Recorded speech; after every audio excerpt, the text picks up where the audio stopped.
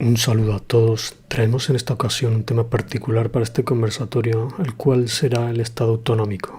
Y me acompañará en esta ocasión Juan Carlos, quien ya ha estado previamente en el canal en el directo que realizamos sobre el derecho a la paz. ¿Qué tal, Juan Carlos? Bienvenido. Arrachaldeón, pues encantado de poder tratar el tema, un tema sugerente, interesante, y que las más de las veces se suele usar como arma arrojadiza, con más odio que reflexión. Sí, es cierto, como ya veremos más adelante. Y sin más, vamos a dar paso al primer epígrafe de este conversatorio, circunstancias históricas previas a la conformación del Estado autonómico. España fue uno de los primeros países que se organizó estatalmente, aunque en 4 siglos apenas avanzó en la consolidación de ese Estado. En opinión de González Casanova, accedimos al nuevo régimen con una invertebración e inestabilidad patológicas y una organización política muy próxima a la del siglo XVI. Que España se conformase como uno de los primeros estados modernos no significa más que lo logró solo como poder político organizado. España no fue Estado en el sentido exigente del término, es decir, como una estructura de poder con un orden jurídico coherente, con una política racional de intereses generales, con una organización de servicios públicos, con un sistema de respuestas institucionales a las demandas que se generaban en la sociedad y dotado de un sistema político que se proyecte en el tiempo e integre a los individuos, a los grupos y fuerzas sociales en una suerte solidaria y en unas reglas de juego comunes, vinculantes y respetadas. Se construyó un Estado, pero España no fue un Estado. Nunca se modernizó. Las Cortes de Cádiz quisieron hacerlo, pero Fernando VII se lo impidió. Durante el siglo XIX se esquivó el problema, salvo quizá en la Restauración, aunque el envite canovista, a fuerza de superficialidad, permaneció tan ajeno a los españoles como estos a él. La Segunda República pudo lograrlo en sus inicios, pero después ya le resultó una tarea inviable. Remontándonos en el tiempo desde mediados del siglo XVII con la revuelta catalana y la insurrección portuguesa, el problema de la integración territorial de España ha estado permanentemente mal resuelto. Como ejemplo, la vuelta a las autonomías de Carlos II, la centralización y uniformidad impuestas por Felipe V tras la Guerra de Sucesión, aunque premió a Navarra y a las provincias vascas respetándoles sus fueros por su apoyo. El emergente nacionalismo español en la lucha contra Bonaparte, la relativa unidad jurídica emprendida con la codificación, las guerras carlistas y la reducción de los privilegios forales, la centralización proyectada por medio de la organización territorial en provincias y partidos judiciales, la nueva emergencia del regionalismo a mediados del siglo XIX, la desgarrada experiencia de la Primera República en la que la práctica cantonalista desarboló el diseño constitucional que no llegó a estar en vigor, la transformación de ciertos sectores regionalistas catalanes y vascos en nacionalistas, al tiempo que permanecía el fuerismo carlista, el nuevo centralismo restauracionista receloso de todo regionalismo, cultural o político que se exacerbó durante la dictadura de Primo de Rivera, se pasó después al regionalismo de la Segunda República, cuya constitución la definía como un Estado integral compatible con la autonomía de los municipios y las regiones, y de nuevo acentuado centralismo unitarista y uniformista con la dictadura de Franco, y con la prohibición de toda manifestación autóctona, cultural o política de las regiones. A la vigente Constitución le correspondía el turno regional. La concepción de cada partido político durante el proceso constituyente fue la siguiente. Alianza Popular inició con una propuesta de mera descentralización administrativa, finalmente aceptó la autonomía para las regiones. Unión de Centro Democrático en un principio solo aceptaba la autonomía de las regiones históricas. Después generalizó los procesos preautonómicos y propugnó la autonomía para municipios y provincias. PSOE defendió el modelo federal, aunque se plegó finalmente a una idea autonómica. El PC también sostuvo un modelo federal. Los partidos nacionalistas catalanes, aún más federalistas, incluso algún diputado o senador, llegó a defender la confederación. PNV y Euskadi Coezquerra adoptaron una posición similar a la de los nacionalistas catalanes.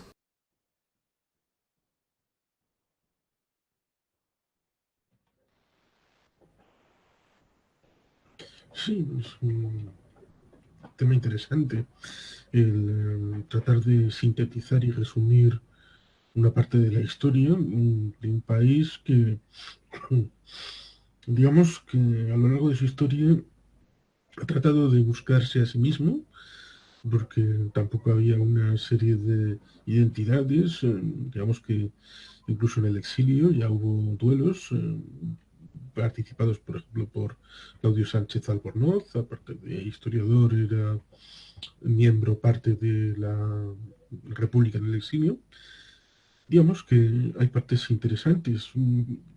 Hay cosas que resultan más interesantes todavía si se clarifican. Por ejemplo, el apoyo de los vascos a Felipe V, hijo de Luis XIV, en Francia, digamos que entronca con la realidad que proviene desde 1512, cuando Navarra es conquistada por Castilla, aunque también a los mandos estaba Ferran el Católico, es decir, Fernando el Católico, que es a quien dedica en parte el príncipe Maquiavelo. La conquista se traduce en que la dinastía reinante pasa al otro lado de los Pirineos y por lo tanto acaba entroncando con la dinastía francesa, con la que ya tenía relaciones. Y es el origen, curiosamente, de la dinastía Borbón.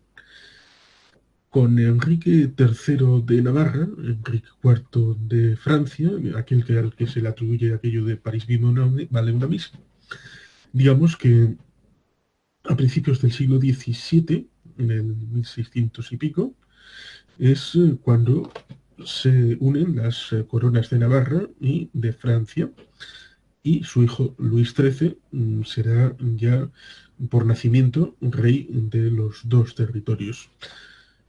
Claro, Felipe V era heredero de esta parte, con lo cual técnicamente podemos hablar de que la legitimidad de herencia del reino del lado peninsular tenía mucha más relación con el ámbito de Felipe V que con aquel Austria que después de muchas combinaciones habían dado a el candidato Carlos, que luego al final, con la muerte de su hermano en mitad de la guerra de sucesión, acabó prefiriendo el archiducado de Austria a la posibilidad de seguir compitiendo por la corona de las Españas, que se decía así, hasta Amadeo I eran las Españas en plural.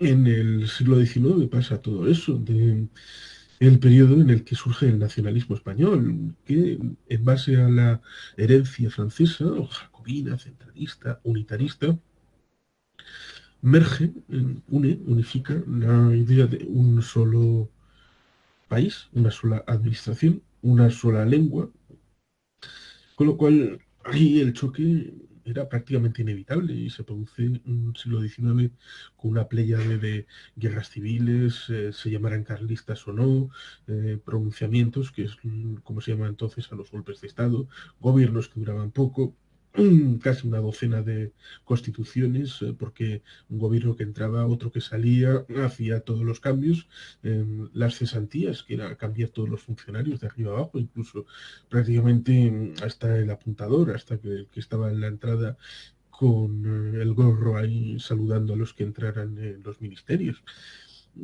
Con lo cual es un siglo difícil. Luego llega el final de la restauración con el golpe de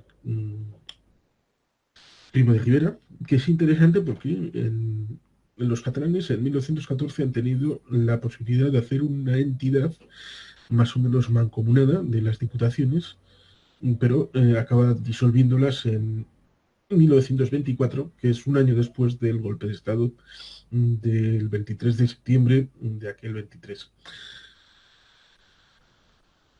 Es interesante esto porque el proceso de choque y de reacción, de choque desde el Estado para buscar una identificación en base a una sola nación y la reacción de los elementos periféricos, será una realidad que acabará cristalizando en la Segunda República primero y después de la larga noche del franquismo en el periodo de la transición. con choques, por ejemplo, en Cantabria, en la región leonesa, en Euskadi y en Cataluña, evidentemente, Valencia, en Andalucía. Por ejemplo, en agosto del 36 asesinan a el padre de la patria andaluza, Blas Infante, y le acusan, precisamente, la única acusación que tiene encima de la mesa es la de haber participado en candidaturas regionalistas, nacionalistas, es decir, separatistas, a lo largo del periodo republicano.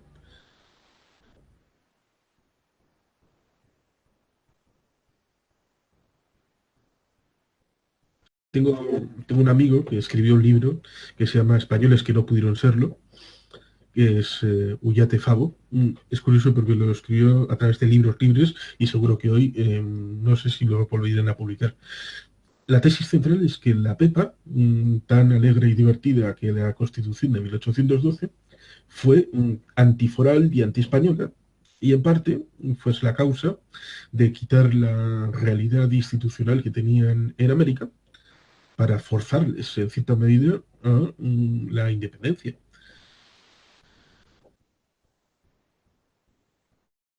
Por ejemplo, uno de los dos elementos, el más conocido probablemente sea el Reino de Navarra, a través de la institucionalidad vasca, pero el otro era el señor de Vizcaya, que si vas a el monumento, por ejemplo, de la Victoria en las Navas de Tolosa, está el señor de Vizcaya equiparado a los reyes que participaron en aquella batalla.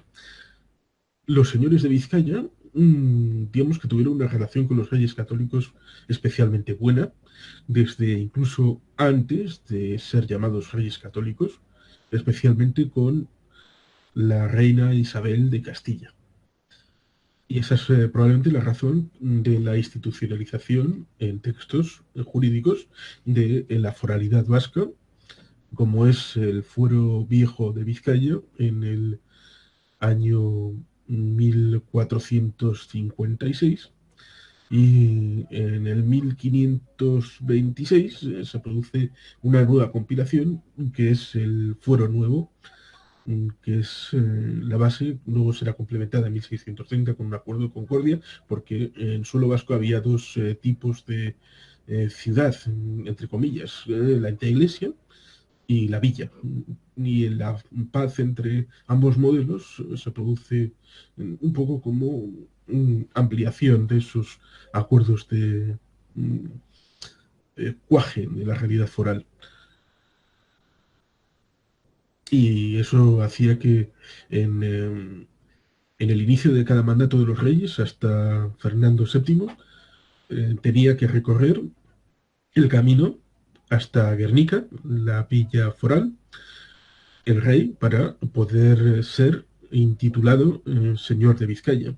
Precisamente esto es un cuadro de un río que no solamente da paz y tranquilidad y sosiego, sino que está en la localidad de Morga, y la localidad de Morga tiene la particularidad que era parte de la ruta juradera a la que se tenían que someter los reyes de Castilla para ser señores de Vizcaya. Con la fórmula nos, que somos más que vos, es decir, tiene una carga de profundidad democrática importante.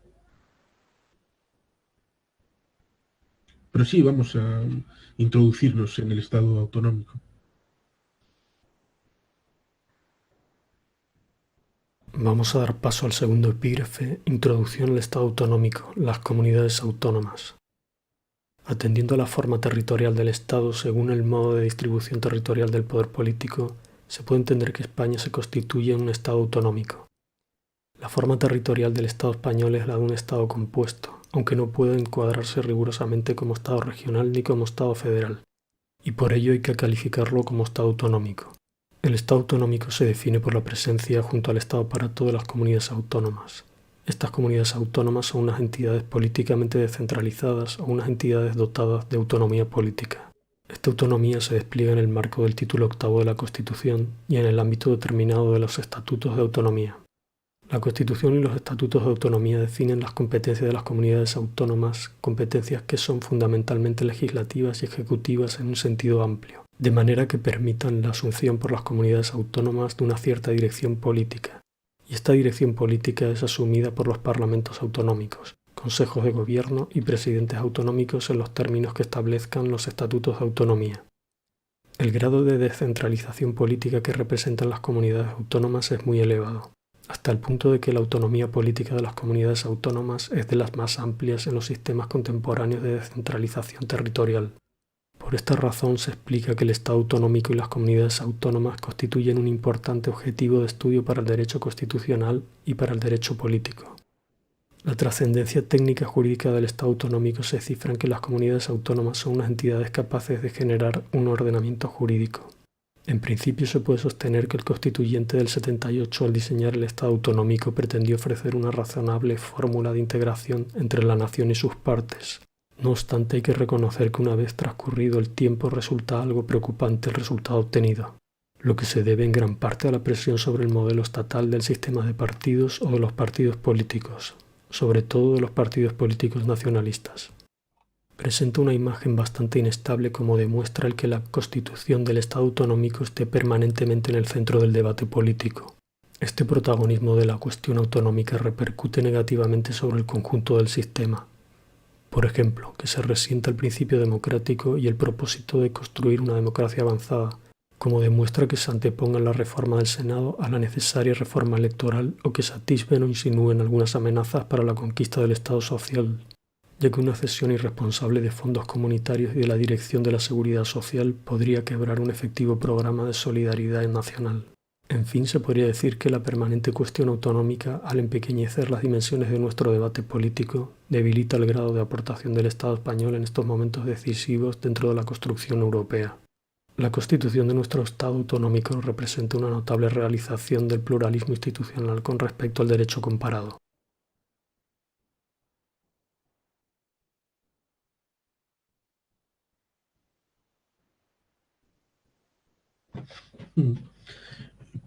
Con eso yo creo que eh, es necesario para mí hacer una matización porque como vasco, que tiene un estatuto, antes de poder poner en su contexto el título octavo, porque es un tema interesante al que Alianza Popular se opuso, como vasco no puedo sino detenerme en el hecho de que en el artículo número 18 de la situación del Estatuto de Autonomía del País Vasco y en la disposición transitoria quinta establece la exclusividad en general, salvo coordinación, de la seguridad social, es decir, de las políticas activas y pasivas de empleo para la comunidad autónoma del País Vasco y incluso en el artículo 46, si no recuerdo mal,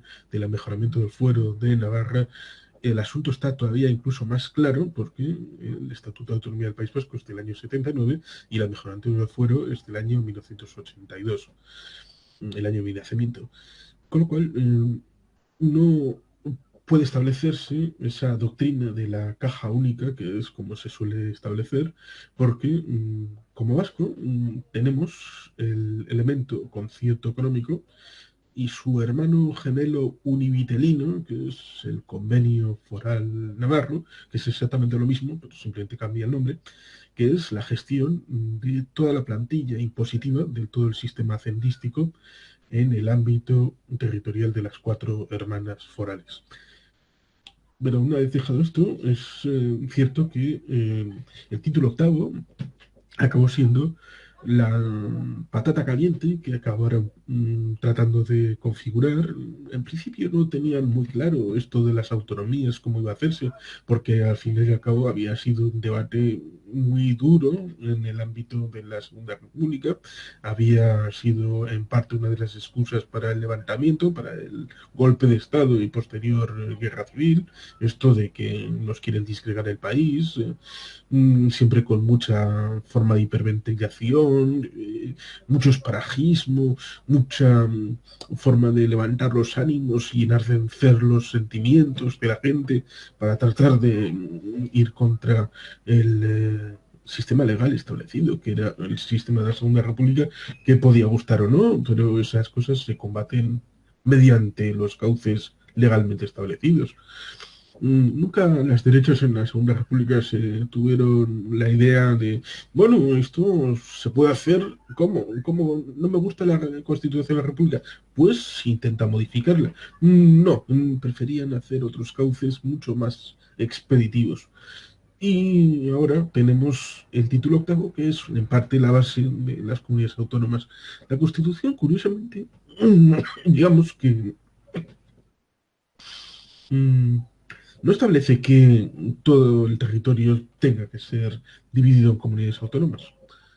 Es algo que no se suele comentar, se suele dar por sobreentendido, porque después de la Constitución hubo una serie de pactos políticos de reinterpretación, como por ejemplo uno que se dio en la segunda mitad de 1981 entre UCD y el Partido Socialista, y luego otro que se dio una década más tarde entre el PP y el PSOE, que se conocen como los pactos autonómicos.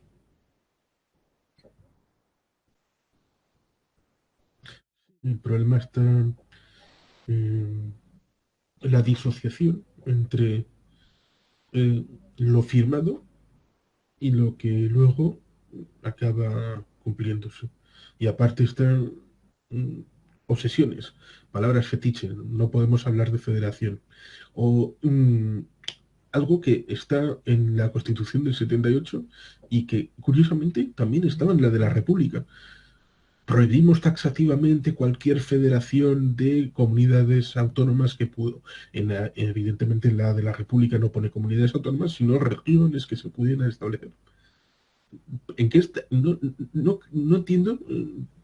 Puedo entender en el caso del 78, por ejemplo, para prohibir que Cataluña y Valencia pudieran tener una entidad en común, pero ¿en qué pudieran estar pensando para meter esa cláusula tal como está en 1931?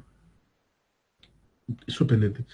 Lo mismo que lo primero que hace Franco cuando entra en Bilbao es suspender los conciertos económicos para Vizcaya y Guipúzcoa como provincias traidoras, cuando el que se ha alzado contra el régimen legalmente establecido es él.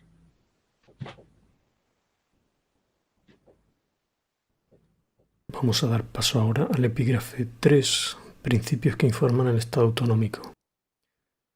Los principios que estructuran y animan el Estado autonómico se condicionan y combinan de forma que no pueda prescindirse de uno de ellos sin que el edificio se resienta. Dichos principios de manera esquemática son los siguientes: unidad, jerarquía, autonomía, voluntariedad y solidaridad, y cooperación.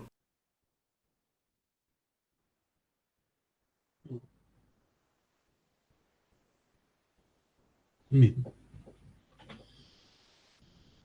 Mientras puedo intentar leer el artículo número 2 de la Constitución, que establece que la Constitución se fundamenta en la indisoluble unidad de la nación española, patria común e indivisible de todos los españoles, y aquí la parte que se suele olvidar, y reconoce y garantiza el derecho a la autonomía de las nacionalidades y regiones que la integran y la solidaridad entre todas ellas.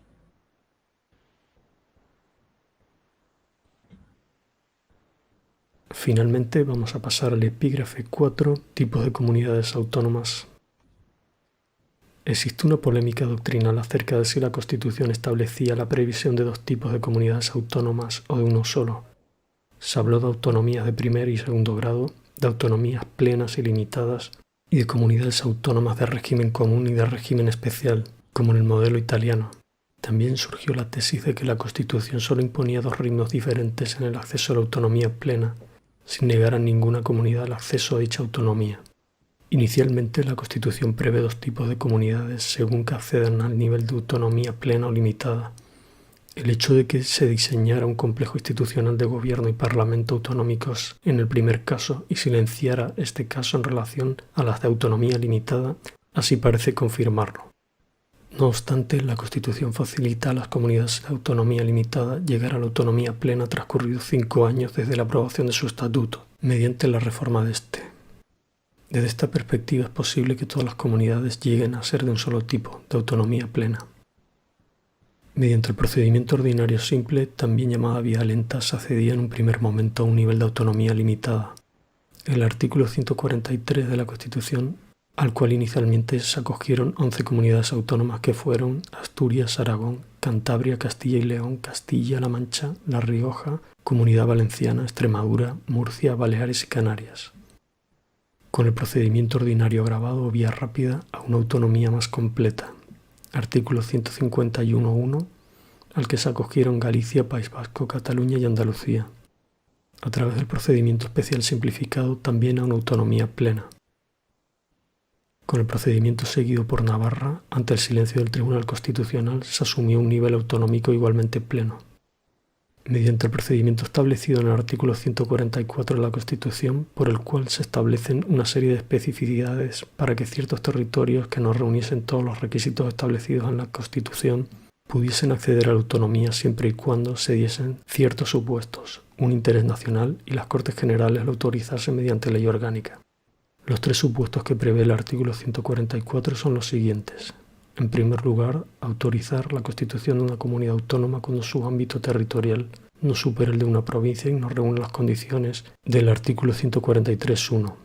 Esta fue la vía que utilizó Madrid. El segundo supuesto prevé la posibilidad de autorizar un estatuto de autonomía para aquellos territorios que no estén integrados en la organización provincial. Este fue el caso de las ciudades autónomas de Ceuta y Melilla.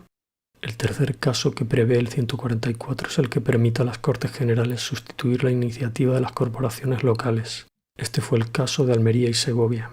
Finalmente, existe otro procedimiento especial por el cual, habiéndose cumplido inicialmente como procedimiento ordinario simple, fue simultáneamente completado con una ley orgánica de transferencia de otras competencias, alcanzando así una autonomía de primer orden, plena, sin haber cumplido inicialmente los requisitos constitucionales para ello y sin esperar 5 años para la ampliación de su grado autonómico.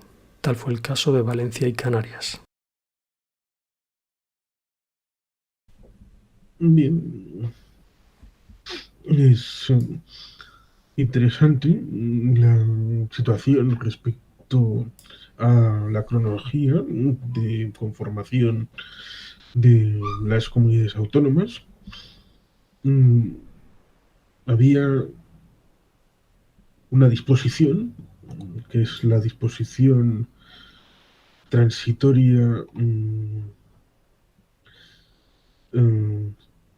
la segunda, la disposición que dice los territorios que en el pasado hubiesen plebiscitado afirmativamente proyectos de estatuto de autonomía y cuenten al tiempo de promulgarse esta Constitución con regímenes provisionales de autonomía, podrán proceder inmediatamente en la forma que se prevé en el artículo 2 del apartado 2 del artículo 148, cuando así lo acordasen, por mayoría absoluta, los órganos preautonómicos colegiados superiores comunicándolo al gobierno.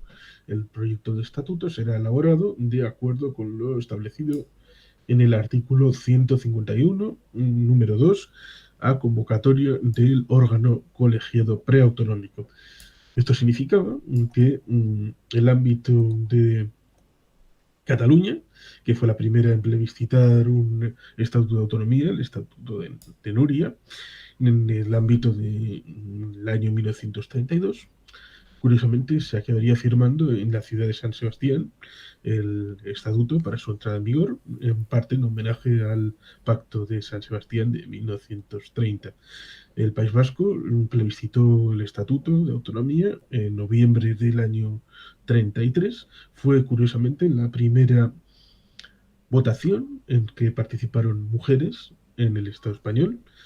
Previamente, unos 15 días antes, había habido una votación en Cataluña en la que se negaron a ejercer esa posibilidad de que las mujeres votaran y 15 días después del plebiscito estatutario fueron las elecciones generales a las que se le acusó a las mujeres de que llevaban el voto bien directamente de misa, en que el cura les habían convencido o que le habían convencido el marido para justificar la victoria de las derechas en aquella cita electoral.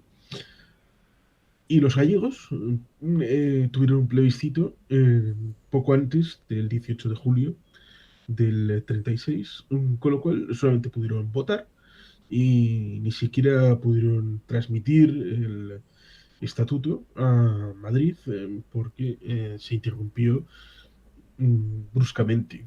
Si bien es cierto que había otros posibles estatutos de autonomía que se estaban germinando, digamos que existe solamente el plebiscito de esos tres. Con lo cual, en principio, las nacionalidades, incluso el estatuto, el estado de autonomías, en principio podía haberse quedado solamente en Euskadi, Galicia y Cataluña, pero mm, no había voluntad de que única y exclusivamente estos tres tuvieran acceso a un grado de autonomía, sino que había que, un poco lo que se le dijo a José Bono, qué vergüenza que estos tengan autonomía. Y José Bono, que recordemos que el 23F del año 81, José Bono era miembro de la mesa del Congreso. Es decir, ya estaba ahí metido a través del Partido Socialista Popular de Tierno Galván, que competía en parte con el Partido Socialista hasta el punto de que el PSP pusieron un nivel de exclusión para que solamente en la ponencia constitucional estuviera el PSOE y no el PSP, razón por la cual, como el PNV tenía un diputado menos que el PSP, pues excluyeron de la ponencia constitucional al PNV. Cosas de la historia y pintorescas. Pues a José Bono le dijeron eso y José Bono respondió, tranquilos todos, lo que tengan vascos y catalanes lo tendrán todos los demás. Y eso es el café para todos. Es curioso porque la gente se olvida de que hubo en 1833 ya un café para todos, que es la unificación, porque antes había muchos tipos territoriales, de formas de gobierno, únicamente coordinados bajo la figura del virrey, que había tanto en la península como en el ámbito americano. Las diputaciones y las provincias son el café para todos de 1833. Luego llegaría en 1981 el café para todos en el ámbito autonómico. Sí. Eh, bueno, yo sobre la parte de la aprobación y entrada en vigor del Estatuto de Autonomía Vasco, no, los detalles no los conozco bien. Mm. No sé Sí, si pues quieres hablar un poco de ello o de algún otro sí, no, aspecto del estatuto, sí. de la particularidad. Igual por cronología, pues igual hablo yo primero del vasco y luego tú ya hablarás del canario. Mm, Que has comentado respecto a la ampliación de competencias. Valencia y Canarias fueron los primeros casos Sí, a través del artículo 150.2 que en principio establece una vinculación bidireccional respecto a que reciben una serie de competencias esas comunidades, especialmente en Valencia y Canarias, pero el Estado se reserva una capacidad de vigilancia en ese caso del 150.2, incluso la posibilidad de que si ve que no se están gestionando bien esas competencias cedidas bajo ese epígrafe pudieran ser reincorporadas al ámbito del Estado español. Un debate que nunca se ha suscitado ni que nunca se ha hecho apelación a esas competencias específicas surgidas a través de ese artículo 150.2.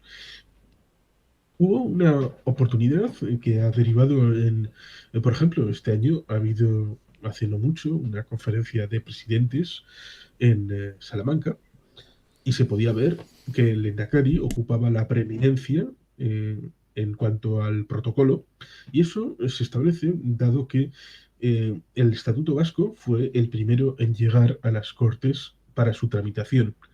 Llegó el catalán un cuarto de hora después, simplemente porque los vascos fueron negociando muy íntimamente. Es diferencia de carácter. Los catalanes son un poco más extrovertidos. El debate lo hacían artículo a artículo y lo iban publicando en los periódicos. Era un debate un poco más externo. Y los vascos, más bien de choco, del lugar donde sociedad gastronómica, de ir negociando mano a mano, pues a lo largo del año 78 y 79 se fue fundiendo un proyecto de estatuto basado en la propuesta del Partido Nacionalista Vasco, que establecía fundamentalmente tres niveles de autogobierno: el nivel nacional, el nivel territorial y el nivel municipal, porque los territorios son muy importantes y son los depositarios de la significación foral. Como dice la disposición adicional primera, que es importantísima, que debe haber sido distinta, pero al final la negociación fue lo que se pudo conseguir. El Partido Socialista Vasco se centró fundamentalmente en la defensa de la foralidad. La disposición adicional primera dice: la Constitución ampara y respeta los derechos históricos de los territorios forales. La actualización general de dicho régimen foral se llevará a cabo, en su caso, en el marco de la Constitución y los estatutos de autonomía, lo cual en parte recuerda a esa disposición de la ley de 1839 referida a asumir la foralidad sin perjuicio de la unidad constitucional de la monarquía, porque esta adicional primera lo que viene a decir cuando habla de ampara y respeta es algo que le precede a la propia Constitución, es decir, reconoce que hay algo que sobrevive después de la Constitución porque le viene de mucho atrás. Y el ámbito de amparar es que pone un techo, que la foralidad es algo que desborda los límites constitucionales, pero para el concepto de la Constitución del 78, digamos que le pone una especie de techo para su funcionamiento dentro del ordenamiento constitucional. Aunque esto en parte choca con la disposición derogatoria segunda, en la que se establece que en tanto en cuanto pudiera conservar alguna vigencia, se considera definitivamente derogada la ley de 25 de octubre del 39 de 1839, en lo que pudiera afectar a las provincias de Álava, Guipúzcoa y Vizcaya. En los mismos términos se considera definitivamente derogada la ley de 21 de julio de 1876. Aquí hay un epígrafe que es interesante, que es el hecho de que esa ley derogatoria viene después de la paz de la Segunda Guerra Carlista en territorio vasco. Hay tres, pero digamos que la intermedia solamente se afectó en Cataluña. En el 74 hubo, digamos que hay el final en tierra vasca de la Guerra Carlista, y durante 10 años a los vencedores se les eximió del pago de impuestos. Cuando se produce la ley esta del 76, por lo tanto, son 2 años y se produce un sistema temporal porque no tenían ningún tipo de registro ni de los ciudadanos ni de los impositores, de los que debían pagar impuestos. No tenían nada la administración española en territorio vasco, con lo cual no sabían cómo se podía pagar impuestos, y durante 8 años, para coincidir con el límite del final de la exhibición de impuestos para los vencedores de la guerra, se estableció un sistema que se llamó concierto económico, en base en parte a una fórmula que ya venía funcionando en Navarra. Y eso se destruye en parte para Vizcaya y Guipúzcoa en el ámbito de 1937. Digamos que hay, por tanto, dos líneas que traza el autogobierno vasco. Uno es el propio estatuto y otro es el ámbito económico hacendístico a la hora de la recuperación de la capacidad fiscal, no solamente para Vizcaya y Guipúzcoa, sino también para una actualización del sistema, porque volver al sistema de los años 30, en los años 80, hubiera sido algo bastante extemporáneo. El estatuto entra en funcionamiento después de que se haya dado la votación en la Constitución, que en Tierra Vasca tuvo un 30,4% de participación favorable sobre el censo. Solamente el 30,4% de los vascos hizo voto favorable a la Constitución española, con lo cual la mayoría o se abstuvo o votó en contra. En el caso de Navarra solamente es del entorno de un 50%. Son los datos de aprobación de la Constitución española más bajos de toda España. Por lo tanto, pareciera que esa fórmula constitucional daba serios riesgos en cuanto a la real aceptación, más allá de que fuera legal, evidentemente. Y su incorporación al ordenamiento jurídico, las constituciones deben de ser algo especial a la hora de modificarlo. Los estatutos también, porque son parte del corpus constitucional del Estado. Y el Estatuto Vasco fue plebiscitado el mismo día que los catalanes, el día 25 de octubre de 1979. Entró en vigor un poquito después, no estaba establecido en Tierra Vasca cómo se iba a desarrollar. En diciembre del año 79, el anterior gobierno vasco, que estaba en el exilio, heredero del que entró en funciones el 7 de octubre de 1936, con el Endacari Leizaola, heredero del Endacari Aguirre cuando muere este en abril del año 1960, vuelve de París, donde estaba exiliado, en diciembre, porque una de las condiciones que había establecido es que solamente volvería a Tierra Vasca cuando hubiera un estatuto de autonomía equiparable al que entró en funciones el 1 de octubre de 1936.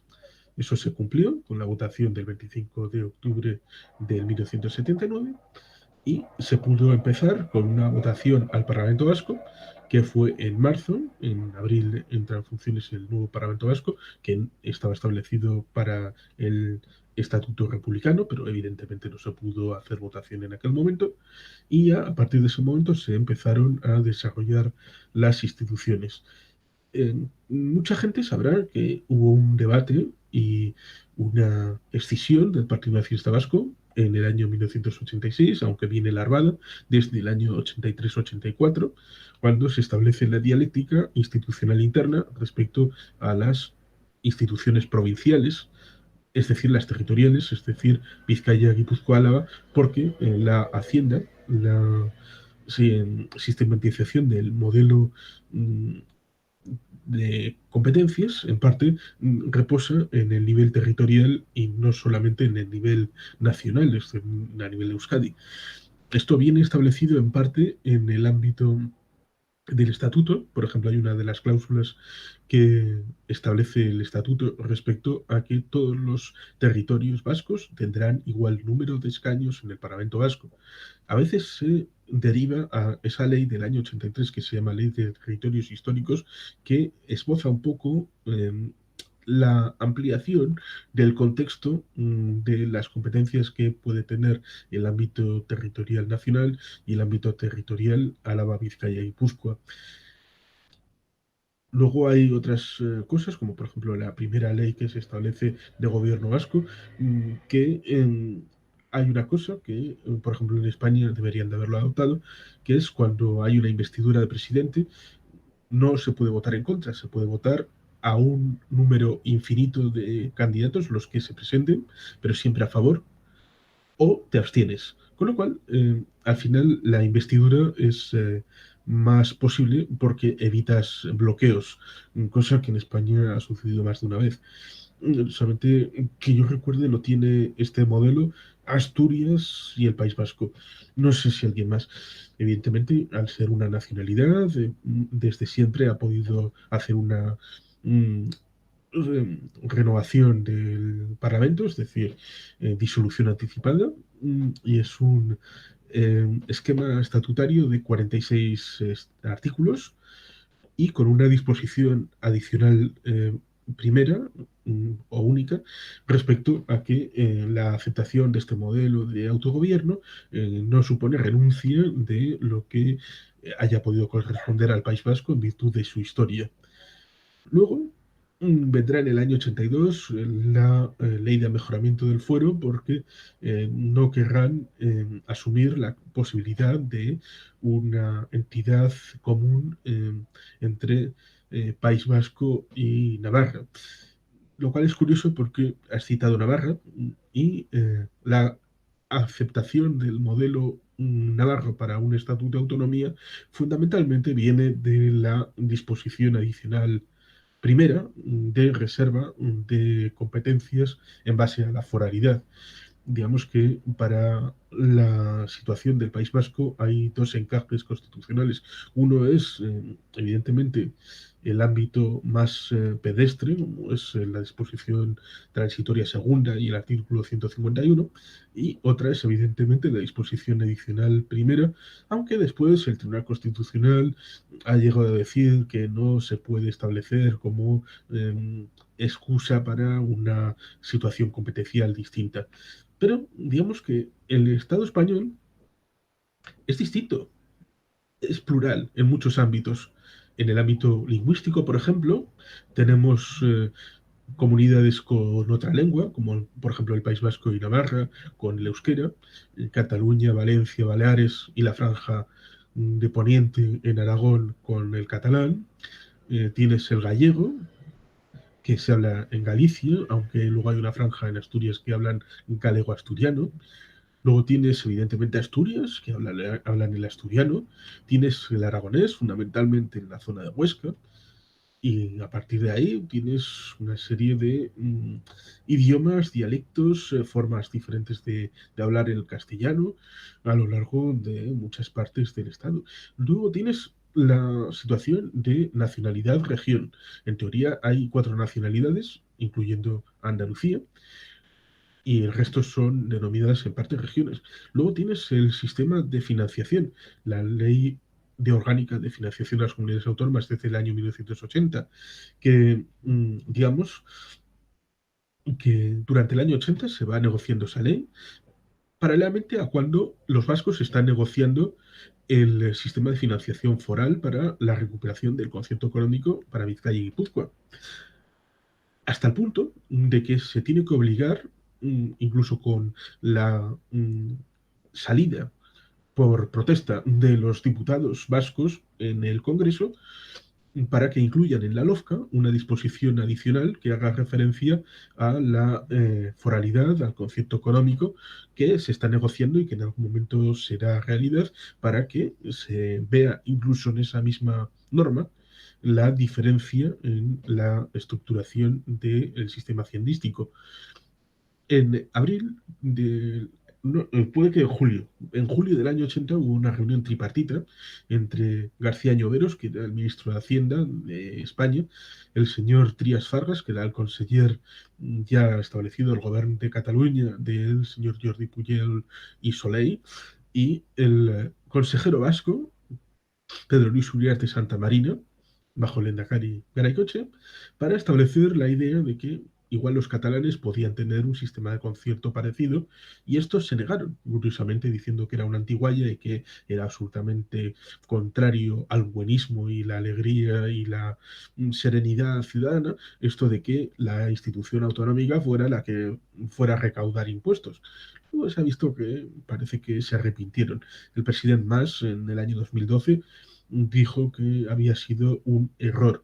Pero claro, 32 años después, esta negociación del concierto económico se cristalizaría en una firma de 30 de diciembre del año 1980, pero luego las cosas se acabarían retrasando un poquito, eh, o incluso un veto a la presencia del presidente Suárez un poquito antes, para presionar la llegada de este acuerdo a finales del año 80.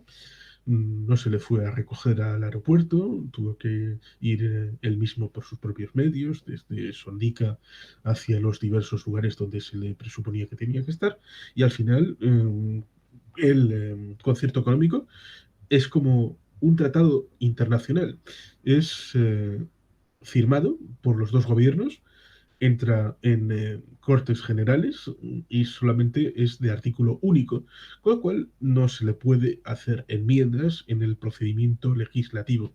Es una de las curiosidades. Por lo tanto, ahí tenemos los dos ámbitos, el ámbito del Estatuto del 79 y el ámbito del concierto económico, que da contenido porque hubo una manifestación que decía claramente, sin concierto no hay autonomía. Y debe de haber un sistema federal debería de tener los dos ámbitos, el ámbito de em, reparto de las competencias para el gasto y reparto del ámbito del ingreso. Otros países lo tienen, por ejemplo, en Estados Unidos el IRPF lo pagas dos veces, no dos veces por duplicado, sino hay una base imponible respecto al estado en el que vives, un porcentaje, y otro complementario respecto a el ámbito de federal. Por ejemplo, si el cómputo general es de un 15% de responsabilidad federal, luego hay una variable que pueden aplicar los estados de Estados Unidos. En España, ¿no? El sistema autonómico de régimen común, que son todas las demás, aparte de País Vasco y Navarra, es un sistema que ya lleva muchos años de retraso, se debería haber eh, reformado en 2014, en 2019, y bueno, ya se verá cuando llegue. España es plural, diversa, luego están los archipiélagos, Baleares, Canarias, con lo cual estos que hablan de uniformización, unificación, España una y no 51, están chocando con la España real. Y al fin y al cabo lo que hay que construir es desde la realidad. Lo contrario es ser obtuso, ser dogmático, ser intransigente y querer destruir la realidad y construir castillos en el aire. Estas cosas no pueden hacerse en el siglo XXI, de convivencia, de diálogo, de acuerdo. Sí, yo creo, lo voy a repetir porque como esta parte no se ha grabado y por lo tanto cuando yo vuelva a grabar el audio para la primera sección del conversatorio no se va a escuchar. Quiero volver a repetir que mi profesor de Derecho Político 1 hablaba de la necesidad de avanzar hacia un Estado federal a partir del Estado autonómico, que fue una situación provisional para salir de la fricción que había en el constituyente del 78. Sí, hay un problema que convendría decir, que es que las competencias formalmente son ya transferidas con la aprobación y entrada en vigor de los estatutos de autonomía. Uh-huh. Solamente hay un pequeño detalle que es importante, y es que, claro, esas competencias antes han sido ejercidas por alguien, y al ejercerlas han generado un nivel de realidad a través de medios materiales, medios personales, es decir, funcionarios, que han ejercido esa competencia avisos del Estado. Con lo cual, para poder ejercerla, habría dos caminos. Uno un poco tonto, que es que la comunidad autónoma ejerciera esa competencia de la que ya es poseedora desde cero. Pero claro, eso sería un gasto absolutamente inútil. Lo mejor es poder hacer el traspaso de los medios materiales que tiene el Estado en esa comunidad autónoma para, a partir de esa base, poder edificar lo que cada comunidad autónoma quiere hacer. Pero para hacer eso hay que llegar a un acuerdo, que es lo que comúnmente se suele hablar de cristalizar la competencia, el traspaso de competencias. Con lo cual, al final estás hablando de algo que tiene un trasfondo, pero se suele obviar la conexión con la realidad. El problema está en que cosas que deberían de haberse hecho en el año inmediatamente posterior a la aprobación de un estatuto, es decir, vas al gobierno de España, te reúnes gobierno a gobierno, los medios materiales son estos, haces el cálculo económico y acuerdas que, bueno, a partir de ahora te vas a ocupar tú de esto, tranquilamente, lo haces. En el caso vasco, entre el año 81 y el año 87, no hubo apenas ningún traspaso de estos. Y a partir de entonces, solamente se logró mediante la presión del grupo vasco en el Congreso, el grupo del PNV, que en debilidad de los gobiernos de España, debía de recordarle, oye, ¿te acuerdas esta ley, que es Ley Orgánica de Cumplimiento Obligado del Estado? ¿Te acuerdas? ¿Me la cumples un poquito? Porque si no, igual yo me olvido de que estás en debilidad y no sé lo que voy a votar. Es triste tener que llegar a este punto, pero más triste es los que no han tenido representación en el Congreso de los Diputados para recordarle al gobierno de turno las obligaciones legales y constitucionales que deberían de haber sido asumidas desde el inicio. Si quieres te leo como prólogo para que luego entres ahí en materia la disposición adicional eh, referida a Canarias, que es la tercera, que dice, la modificación del régimen económico y fiscal del archipiélago canario requerirá informe previo de la comunidad autónoma o, en su caso, del órgano provisional autonómico. Bien, pues en el caso del Estatuto de Autonomía de Canarias, digamos que en Canarias, una vez que se ejerció la iniciativa, se celebró en Las Palmas el 22 de diciembre del 80, cumpliendo con el mandato del 146. Como habíamos visto antes, se dispone que el proyecto de estatuto será elaborado por una asamblea compuesta por los miembros de la Diputación y órgano interinsular de las provincias afectadas y por los diputados y senadores elegidos en ellas, y será elevado a las Cortes Generales para su tramitación como ley. La asamblea de consejeros de las mancomunidades provinciales, interinsulares y de diputados y senadores canarios, que debía elaborar y aprobar el estatuto y enviarlo a las Cortes. El texto del proyecto, que había sido sometido a información pública durante 3 meses, fue aprobado con los votos de los miembros de UCD y del senador independiente por el Hierro. Aprobado el proyecto, el día 10 de abril del 81 se acordó su remisión a la Comisión Constitucional del Congreso de los Diputados, la cual, tras un largo periodo de tiempo, envió el texto al Pleno en el mes de mayo del 82. El 9 de junio de dicho año fue aprobado por el Pleno del Congreso de los Diputados el proyecto de Estatuto de Autonomía de Canarias, por 274 votos a favor, 1 solo en contra y 14 abstenciones. El 26 de julio fue aprobado el proyecto por el Senado por asentimiento total de la Cámara y después de que se hubieran retirado los 111 votos particulares presentados. No hubo, pues, variación alguna en relación al texto aprobado en el Congreso. La celeridad en la Cámara Alta se debió en gran parte a que en junio y julio el pleito insular estaba al rojo vivo por el problema universitario. El 10 de agosto obtuvo la sanción real la Ley Orgánica 10/1982 del Estatuto de Autonomía de Canarias, que se publicó en el Boletín Oficial del Estado y entró en vigor el 16 de agosto de 1982. Y el mismo día tuvo lugar la aprobación de la Ley Orgánica 11/1982 de 10 de agosto de transferencias complementarias a Canarias, LOTRACA. Luego hubo una modificación. En noviembre de 1991 se inició en el Parlamento de Canarias el proceso de reforma autonómica, que supuso la aprobación por las Cortes y sancionada por el Rey de la Ley Orgánica 4/1996 de 30 de diciembre de reforma de la Ley Orgánica 10/1982 de 10 de agosto del Estatuto de Autonomía de Canarias. Pero finalmente la Ley Orgánica 1/2018 de 5 de noviembre de reforma del Estatuto de Autonomía de Canarias, publicado en el BOE número 268 de 6 de noviembre de 2018, se establece la nueva regulación de la norma institucional básica de la Comunidad Autónoma de Canarias, dirigida a una sociedad del siglo XXI que, como señala su preámbulo, reclama nuevas acciones.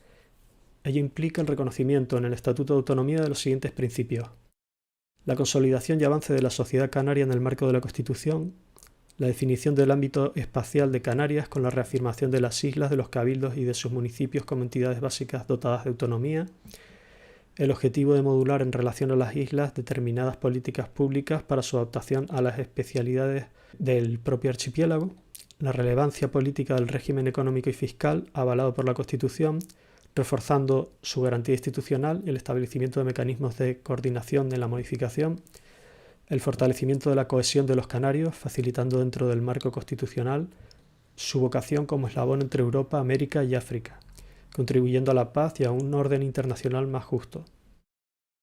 La consolidación y mejora de la calidad de nuestro sistema democrático y de un progreso económico compatible con el excepcional patrimonio natural del archipiélago, luchando al propio tiempo por superar las desigualdades sociales tan características en la historia de Canarias y lograr la integración de todos los canarios. También conviene comentar sobre el valor normativo del estatuto, que se encuentra jerárquicamente subordinado a la Constitución, en la cual tiene su fundamento, debiendo ser siempre interpretado de conformidad con ella. En relación a las demás leyes estatales, como ley orgánica, se ordenará por el principio de competencia, lo cual se traduce en que primará el Estatuto de Canarias sobre cualquier ley estatal cuando la colisión normativa se produzca en materia de competencias estatutarias. Si además la ley estatal pretendiera modificar el contenido estatutario, prescindiendo de los cauces establecidos para tal finalidad, la ley estatal sería inconstitucional. En lo que refiere a las leyes territoriales canarias, la superioridad jerárquica del estatuto es evidente en cuanto se constituyen normas de producción de leyes territoriales, ya que las mismas se elaboran a partir de los cauces establecidos por el Estatuto de Canarias. Como consecuencia de tal superioridad jerárquica, será nula toda ley territorial que vulnere o sea contraria a las disposiciones del Estatuto de Autonomía, pudiendo ser declarada inconstitucional de acuerdo con las previsiones del artículo 28 de la Ley Orgánica del Tribunal Constitucional, que integra los estatutos en el denominado bloque de la constitucionalidad y ordena al Tribunal Constitucional que los utilice como parámetro para determinar la constitucionalidad de las demás leyes, disposiciones o actos con fuerza de ley del Estado o de las comunidades autónomas. Doctrina esta consagrada reiteradamente en la jurisprudencia constitucional. Y sobre el Estatuto de Autonomía de Canarias, pienso que es suficiente como introducción. Es un articulado muy extenso, el del 2018 tiene más de 200 artículos, por lo tanto pienso que entrar en detalles, salvo que alguien tenga alguna duda o quiera comentar algún punto del estatuto, sería ya, yo creo que materia para otro directo más específico y más amplio tal vez. Sí, a mí se me olvidó decir que el Estatuto Vasco fue aprobado con el 53% del censo electoral. Ciertamente, el rango normativo de las leyes a veces olvida que las leyes no solamente son las leyes en sí mismas, sino la forma en la que se construye la ley. Es contenido y forma, las dos cosas. Y por lo tanto, digamos que la norma emanada del legislativo, como pueda ser el Parlamento Vasco, sí puede establecerse jerárquicamente de igual a igual con las emanadas del Congreso de los Diputados en cuanto a rango normativo. Pero en el caso vasco tenemos un pequeño problema, que es lo que dije respecto a las instituciones forales, que son las juntas generales. En el caso de Navarra no tiene ese problema al fusionar las juntas generales con el Parlamento de Navarra, al ser una comunidad uniprovincial. Pero digamos que al ser de rango institucional menor, en teoría, las instituciones forales, no se les da el hecho de que puedan emanar de ella leyes, a pesar de que el tracto legislativo sea exactamente el mismo que la Cámara Legislativa de la nacionalidad o de la comunidad autónoma. Por lo tanto, se le da el rango de reglamento. Y un reglamento, en la práctica, puede ser por lo menos hasta la reforma del año 2010 del Tribunal Constitucional, podía ser rebatido por cualquier asociación de amigos del país, de amigos de las setas, de cualquier sindicato. Es curioso porque eso significaba que cualquier norma relativa a la fiscalidad podía ser atacada en el Tribunal Constitucional por cualquiera que organizara una asociación o convenciera a un sindicato, con lo cual esto demuestra, como decías, un poco la debilidad intrínseca en base a conceptos y realidades de un Estado español que no termina de casar todas las piezas que tiene.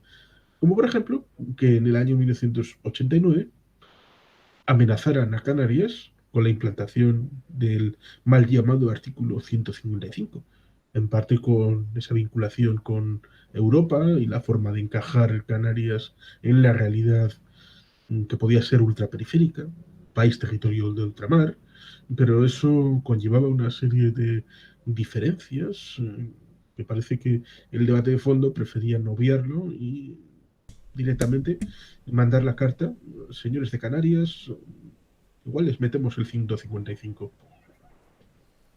Sí, aquí hay que mencionar también que los estatutos de autonomía se aprueban en forma de leyes orgánicas y las leyes orgánicas resulta que son las leyes con el máximo rango normativo que tenemos en el Estado.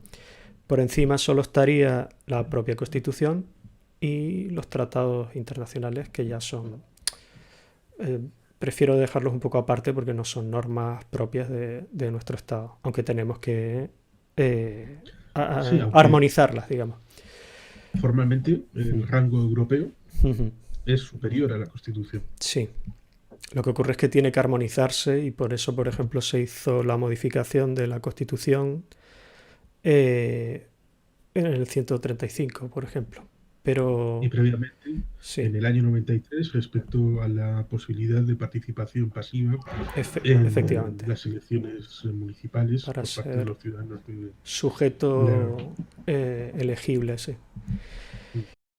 Técnicamente, y se podría ahí entrar en la derivada de Antonio Cubillo y la presentación en el Comité de Descolonización de la Unión Africana y también en el ámbito de las Naciones Unidas. Sí, tú aplicas, tal y como pedían algunos, un artículo 155 en esa versión a una comunidad autónoma, digamos que estás quitándole cualquier hecho autonómico, es decir, el Claro. autogobierno, con lo cual es un territorio sin autogobierno y susceptible de ser considerado una colonia. Bueno, no, eso no sé, no sabría hasta qué punto eso podría, yo lo podría Me refiero, considerar de esa me manera, refiero pero a si aceptabas esos lemas de mm, 155 infinito, para 2 años, para 3 años, para 10 años. ¿Mm? Estás abriendo un hueco de un territorio sin autogobierno. Con lo cual, al eliminarle eso, estás dejando que sea susceptible de entrar en esa lista.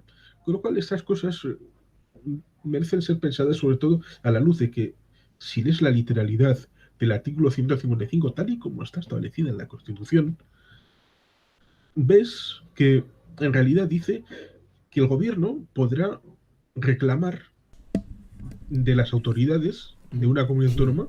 mm, Es más, lo voy a leer. Es fácil, tengo la Constitución abierta, así que es simplemente ir al artículo 155, que está dentro del epígrafe de las comunidades autónomas, dice, si una comunidad autónoma no cumpliere las obligaciones de la Constitución u otras leyes le impongan, o actuare de forma que atente gravemente al interés general de España, el gobierno, previo requerimiento al presidente de la comunidad autónoma, y en el caso de no ser atendido, con la aprobación por mayoría absoluta del Senado, podrá adoptar las medidas necesarias para obligar a aquella al cumplimiento forzoso de dichas obligaciones o para la protección del mencionado interés general. Punto 2. Para la ejecución de las medidas previstas en el apartado interior, el gobierno podrá sí, sí, dar instrucciones mm, a todas las autoridades de las comunidades autónomas. En sí, ese momento nunca se habla de la suspensión del Estatuto de Autonomía, no se habla de la eh, eliminación de cargos públicos, de la disolución de una Cámara Legislativa. mm, Son cosas que luego en Cataluña se practicaron, pero formalmente no están en el ámbito constitucional. Sí, para mí es que más que lo que decías de una colonia, porque históricamente digamos que Canarias nunca nunca fue tal por las características históricas que tenemos, que siempre fueron considerados territorios del Reino de España. Eh, no como en el caso anglosajón, por ejemplo, que sí se puede hablar de colonias, pero bueno, eso ya entraría en otra historia, en otro debate que no tiene nada que ver. El mayor debate que puede haber respecto a Canarias es el ámbito de Pero yo, que si se les dice que son africanos, parece que se les está insultando al canario, cuando en realidad, geográficamente, Canarias es África. Otra cosa es media, políticamente. medio archipiélago está sobre plataforma continental, pero el otro medio no está en plataforma oceánica, entonces eso tampoco es cuestión de otro debate también. mm, Pero bueno, aparte de eso, es que yo veo más bien en esto que se ha aplicado, cuando se ha aplicado el 155 se ha hecho mal. O sea, no se ha aplicado de una manera casi autoritaria, de una forma que no se tendría que haber hecho, y lo que ha tenido como consecuencia es que han aumentado las fricciones, hay todavía más problemas de los que había antes, ha habido un despilfarro enorme de medios, de recursos, y claro, haber hecho eso con Canarias, pues lo mismo. O sea, estamos hablando de una época, cuando tú me hablas de Cubillo, por ejemplo, en que había atentados aquí en Canarias, o había avisos de atentados. El problema estriba en que el artículo 155 es una copia de un artículo de la Ley Federal de Bonn.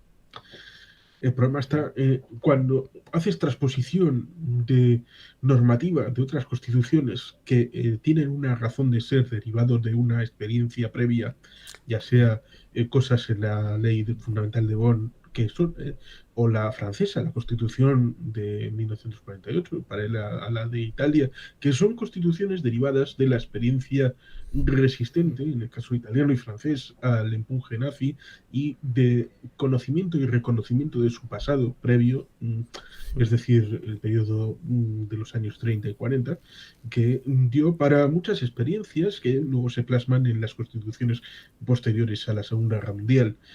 Pero ese bagaje es asumido por la Constitución española un poco sin haber asumido la razón de ser que está detrás de esas realidades en esas constituciones europeas. Con lo cual, en parte, asumen el principio resultante, pero sin la reflexión previa. Y Sí, eso da lugar a disfunciones. sí, sí. Es que además estas tres constituciones que tú mencionas, la francesa, la italiana y la alemana, eh, surgen inmediatamente después de la Segunda Guerra Mundial, en el 46, 47. Por eso es Inmediatamente. interesante, aparte de mencionar que ha habido muchas modificaciones puntuales, cosa que parece que en España no se puede hacer, porque, claro, abres la espita en un momento dado y puedes suponer que te surja una docena de temas que has mantenido debajo de la alfombra y justo aprovechan esa brecha para surgir a la superficie. En los casos de Italia, Alemania y Francia, mm, no han tenido ningún problema territorial, sobre todo Alemania, que es de donde viene el artículo 155, porque esa cláusula de defensa de la República Hmm, nunca se ha tenido que activar. Siempre ha habido mecanismos de diálogo y acuerdo previo claro, que han evitado que se escale hasta llegar a ese punto. claro. Además, Alemania es un estado ya federal. Mm. Y lo que quería Sí, comentar por es que estas tres ejemplo, constituciones tienen una cláusula social muy amplia, mientras que España llega muy tardíamente al Estado social, porque nuestra constitución es del 78 y estas son de mediados de los años 40. sí podemos Entonces, hablar que la primera ley integral de pobreza fue del País Vasco en el año 1988. mm, Y a partir de ahí se regula la que luego acabaría siendo la renta garantía de ingresos, que luego ha acabado adoptándolo el Estado a través de lo que se ha llamado el ingreso mínimo vital y otras políticas que han establecido el liderazgo en políticas sociales para el gobierno de Euskadi. y las instituciones forales. Sí, es cierto que en eso su comunidad ha sido, eh, digamos que mucho más cuidadosa, ¿no? Mucho más atenta. En nuestro caso había, bueno, era diferente. Había, si no recuerdo mal, se derivaba a los ayuntamientos y no era una especie de solución provisional, digamos que no era, porque el ingreso mínimo vital es para siempre, digamos, o sea, no es una ayuda temporal. Pero bueno, es un ejemplo de la gestión y de cómo se han estado haciendo las cosas en las diferentes comunidades autónomas. Nada más. Muy bien, pues no sé, Juan Carlos, si querías comentar algún detalle más, alguna cosa que se nos haya escapado. No, ir dando una serie de conclusiones. Evidentemente, decir que otras comunidades, has citado el caso de Almería, que fue objeto de una polémica.